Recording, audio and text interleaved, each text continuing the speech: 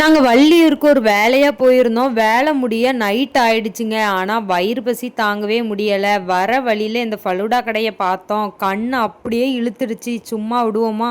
அப்படியே வண்டியையும் ஓரங்கட்டியாச்சுங்க. நாங்களும் இறங்கி அண்ணா ஒரே ஒரு ஃபலூடா மட்டும் தாங்க அப்படின்னு சொல்லியாச்சு. பக்கத்துல நின்ன 2 பசங்க 2 ஆர்டர் போட்டாங்க. 3 பேருக்கு சேர்த்துமே அவங்க போட ஆரம்பிச்சாங்க. அவங்க போட ஆரம்பிச்சதை பார்த்ததுமே எனக்கு சின்ன வயசு மெமரி தாங்க வந்துருச்சு. ஆமா, எங்க அப்பா சின்ன வயசுல மும்பைக்கு கூட்டிட்டு போவாங்க. அப்ப நாங்க ரொம்ப சின்ன பிள்ளைங்க. எங்கள் அப்பா கிட்ட ஃபலூடாக்கு பைசா வாங்கிட்டு ஐஸ்கிரீமுக்கு வாங்கிட்டு ஓடி ஓடி போய் வாங்கிட்டு வருவோம்.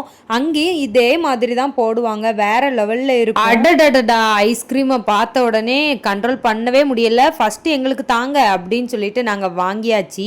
ஒரே ஒரு கப்பை வாங்கிட்டு நானும் என் தங்கச்சியும் ஷேர் பண்ணி சாப்பிட்டோம். எங்கள் அம்மா வேண்டவே வேண்டாம் அப்படின்னு சொல்லிட்டாங்க.